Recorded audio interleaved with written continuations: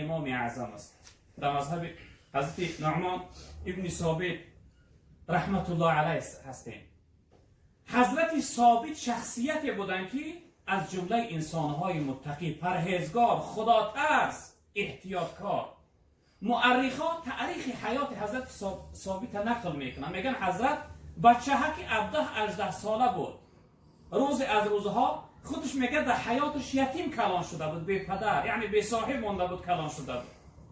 حضرت ثابت میگه روز از روزها در قد کوچه برآمد. در قد کوچه برآمد، میگه از حد زیاد گرسنه بود، شاید چند روز چیزی نخورده بود.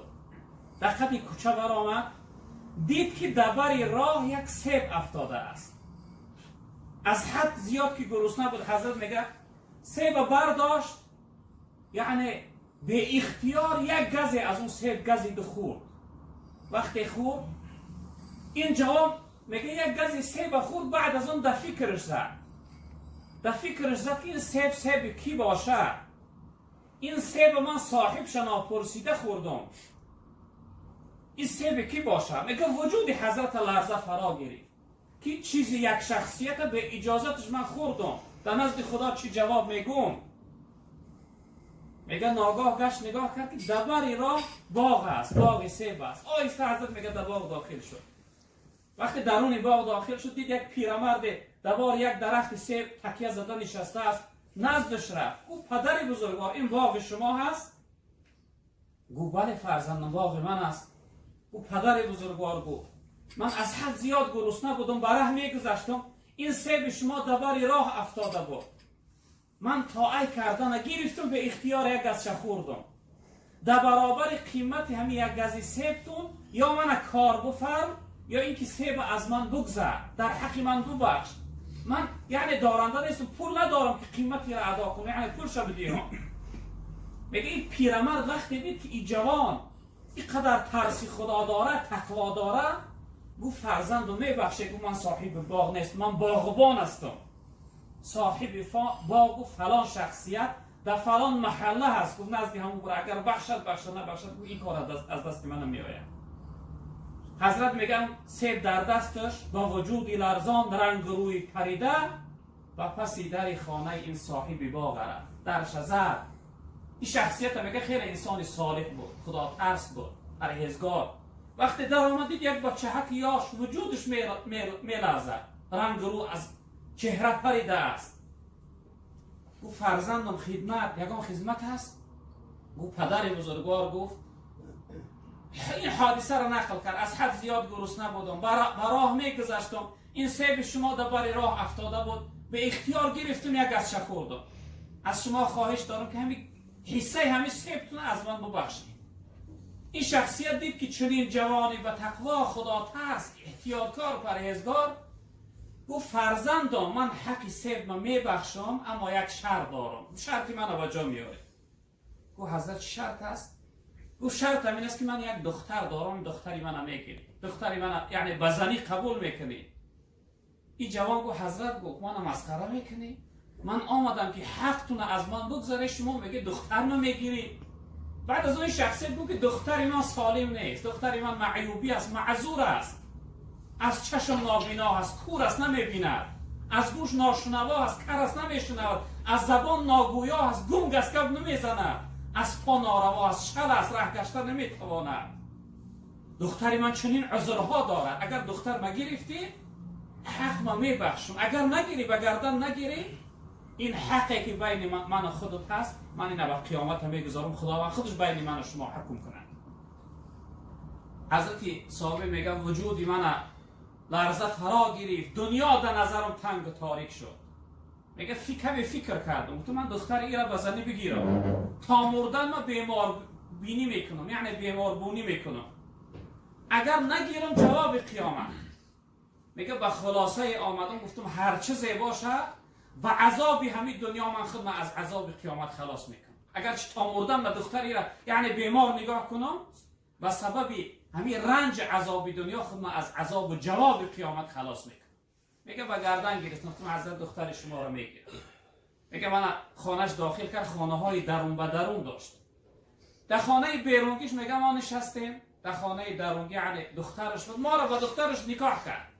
نکاحگر خودش برآمده رفت، گفت فرزند بخی خانه درونگی داخل شد، گفت عروس و همسرت همونجا در درون خانه یعنی درونگی هست.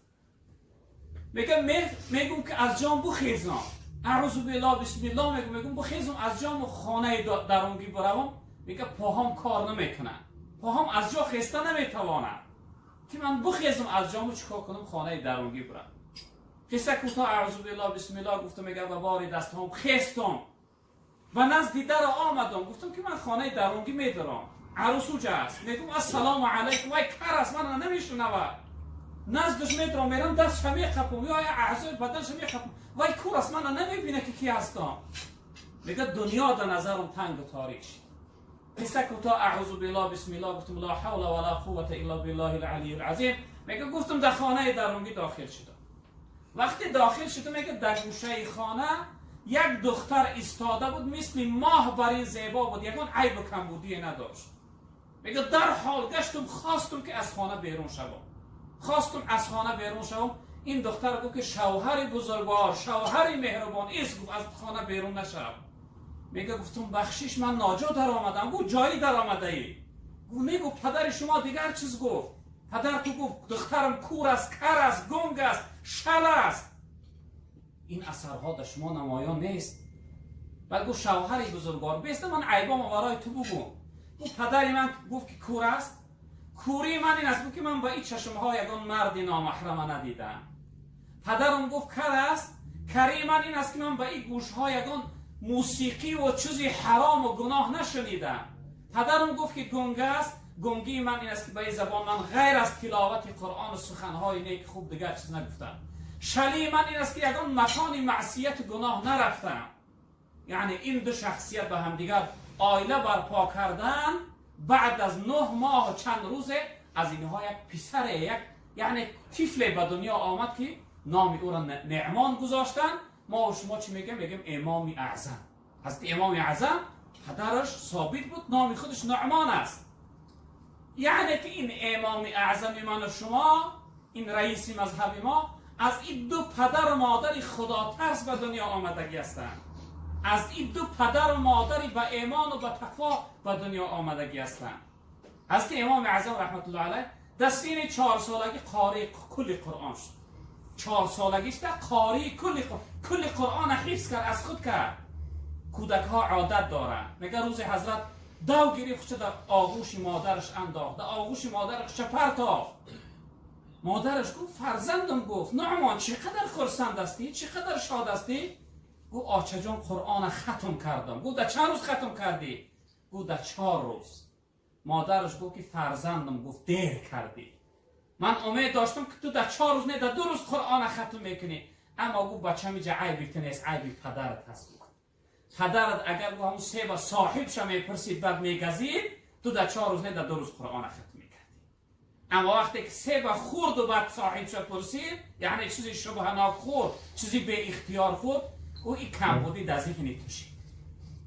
یعنی من و شما هم باشیم برادران عزیز بزرگوار، اگر تقوا را اختیار کنیم انشاءالله نسل ما هم آینده فرزندای صالح میشه، فرزندای عالم میشه، فرزندای خادم خدمتگار در جمعیت و در خلق خدا میشه.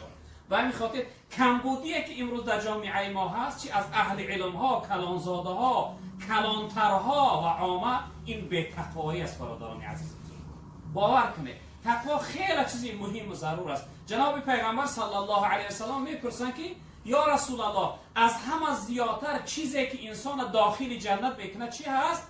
جناب پیغمبر صلی الله علیه و سلم تقوا الله و حسن الخلق گفتن. یکمش تقوا خدا ترسی، دومش خوش اخلاقی. یعنی سبب هایی که انسان داخل جنت میگردن جناب پیغمبر این تقوا هست، یعنی خدا ترسی است، پرهیزگاری است، احتیاطکاری است، از خدا ترسیدن است.